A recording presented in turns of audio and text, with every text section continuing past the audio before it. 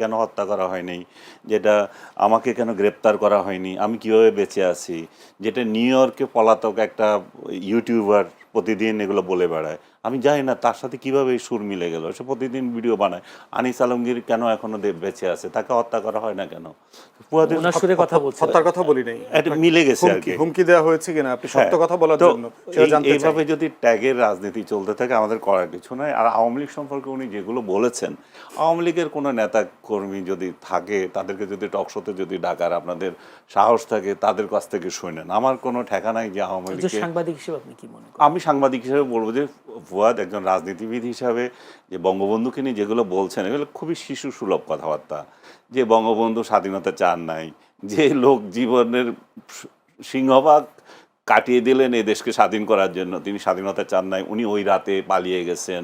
ওই রাতে উনি খুব ভালো করেই জানেন যে আর্মিরা কাকে চায়, আর্মিরা যদি উনাকে না পায় এদেশে কেমন ম্যাসাকার করবে ওনার বলা বহুবার বলেছেন। আমি তাদের আমাকে করেছে বলছে আমাকে ওরা ওদের টার্গেট আমি যখন ধরা পড়বো তখন আর বিষয় না। আর উনি যদি পালিয়ে যেতেন তাহলে পাকিস্তান এই ন্যারেটিভ তৈরি করতে যে দেখো ভারত এটা করছে, ভারত থেকে আমাদের এই হচ্ছে মুজিব হচ্ছে ভারতের চর, এইভাবে যেটা এখনো এরাও বলে মুজিব হচ্ছে ভারতের চর। এভাবে এরা এখনো মানে দুঃখে ফেটে যায়, ওদের কলজা ফেটে যায় যে কীভাবে এই সোনার পাকিস্তান থেকে আমরা পাকিস্তান থেকে আমরা আলাদা হয়ে গেলাম।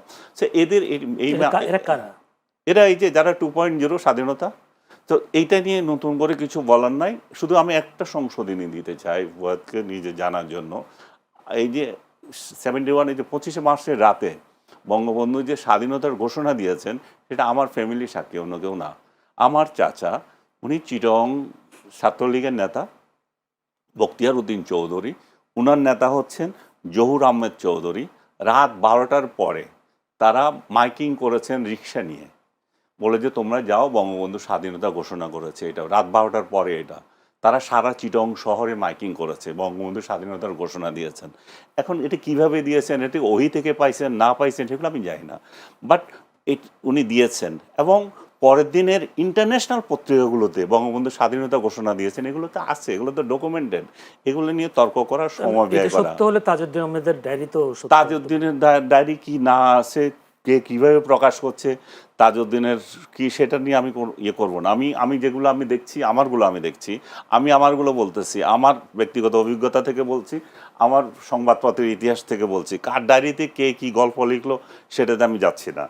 আরেকটা হচ্ছে যে আমি যেটা বলতেছে যে আর আইন শৃঙ্খলা পরিস্থিতি আমাদের মানে ও বলছে যে এমন পরিস্থিতি তৈরি হয়েছে যে মানে শেখ হাসিনা মানে শুনলে মনে হয় যেন শেখ হাসিনা কত বছরে এই দেশটাকে ধ্বংস করে দেখেছে, কিছুই করে নাই। আমাদের যে এই সরকারের অনেক উপদেষ্টা যে বলে আমরা এটা পেয়েছি, আমাদের এটা ভিত্তি এত স্ট্রং, আমাদের অর্থনৈতিক ভিত্তি এত স্ট্রং, আমাদের ওই অর্থ উপদেষ্টা বারবার বলে থাকেন, মনে হয় যেন এগুলা মিছা কথা।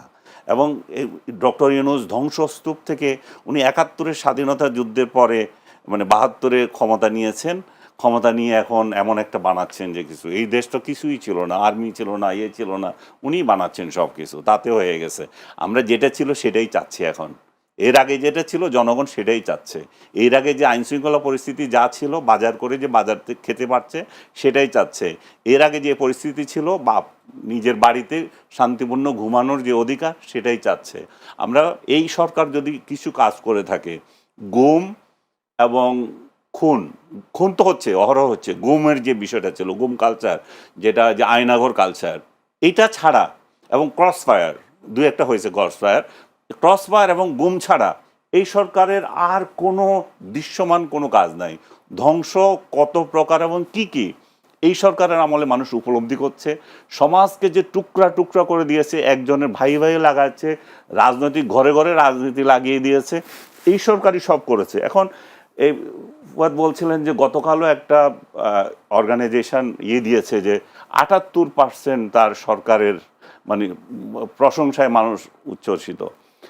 ওই অর্গানাইজেশনের একজনের সাথে কথা হয়েছে, আমার ভাইয়ের কথা হয়েছে, তারা বলছে যে প্রথম আলো তাদের এই রিপোর্ট যেটা সেটাকে বিকৃত, তারা বুঝেই নাই এটা কিভাবে উপস্থাপন করেছে, সেটাতে একটা হচ্ছে মানে ভুয়া বলে তারা প্রমাণিত, ভুল তথ্য, মানে কিভাবে জরিপ করতে হয় সেই বিশ্লেষণ তারা করতে পারে না, সেই কারণে এটা হয়েছে। আরেকটা বিষয় হচ্ছে যে এত হাস্যকর, আমি ওইটাকে আরো বলবো যে সেটা প্রেস সচিবকে পাশে নিয়ে ঘোষণা করছে। তো প্রেস সচিবকে পাশে নিয়ে যখন এই সরকারের গুণগান গাইবে কেউ বা একটা অর্গানাইজেশন জরিপ করবে, তাদের বুঝতে হবে যে এগুলার কোথায় অরিজিনাল, এদের প্রাণভ্রমরা কোথায় এবং কেন এগুলা করতেছে।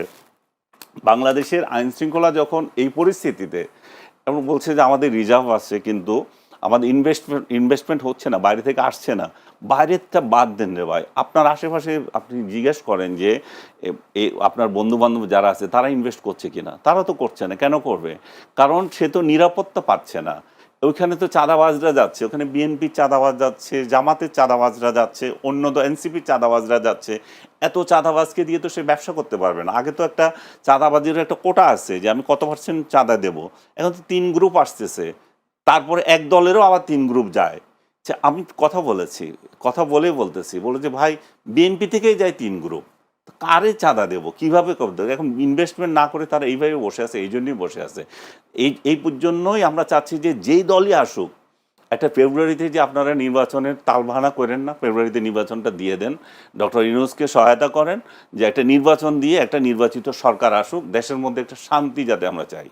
আমরা চাই যে যেই রাজনৈতিক দলকে জনগণ পছন্দ করে, সেটা যেই আদর্শের হয়ে থাকুক, জনগণের ভোটে আসবে তারা। কিন্তু আপনারা নিশ্চিত করেন যে ভোটটা যাতে ফেয়ার হয় এবং মানুষ যাতে নিরাপদে ভোট দিতে পারে।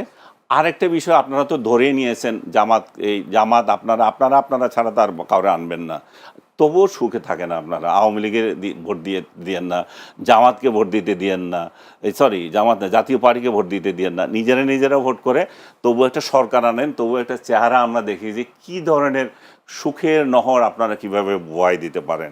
সেই জিনিস জাতির একটু জানার দরকার আছে। জাতি এটা এই জন্যই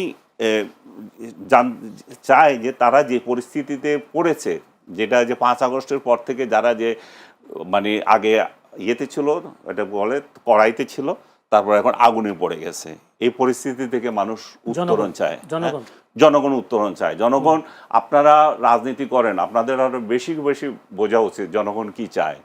জনগণ তো বলতেছে, আপনারা জনগণের কাছে যান না, হয়তো জনগণের কথা শুনেন না, আপনারা হয়তো একতরফা শোনেন, হয়তো আপনারা আরেকটা শ্রেণী আছে, ওই শ্রেণীর কাছে যান না, আপনারা ওই গল্পই শুনতে চান যে গল্প আপনাদের ভালো লাগে, যে ডক্টর ইউনূস শান্তিতে রেখেছে আমাদেরকে, ডক্টর ইউনূসের পরে আমরা যারা ক্ষমতায় আসবো তারাও শান্তিতে নহর বইয়ে দেবো। আরেকটা বিষয়, যেতে জুলাই সনদ নিয়ে যেই প্যাচাল চলতেই আছে, এটা ওনারা সমাধান করতে পারছে না, দিনের পর দিন বৈঠক করে। এখন হেলিকপ্টার করে, যে উড়োজাহাজে করে গেছে নিউ ইয়র্কে, সে জানি না যাওয়ার পথে সে সলা পরামর্শ কিছু করছে কিনা। ওইখানে গিয়ে 3 দলের যে নেতাকে গার্ড হিসাবে নিয়ে গেছে, সেফ গার্ড, যে ডিম মারলে যাতে ওদের গায়েও পড়ে। সেই পরিস্থিতি কালকে রাত থেকে দেখতেছি, সেফ গার্ড কালকে রাতেই তো দেখতেছি, সেটা দেখা যাচ্ছে যে আওয়ামী লীগ বিএনপি রাস্তায় নেমে করছে। আগে এটা আওয়ামী লীগে করতো, এখন বিএনপি বলতেছে আমাদের মহাসচিব আসতেছে, সো আমরা তো ছেড়ে দেবো না আমাদের মহাসচিবকে অপমান করা।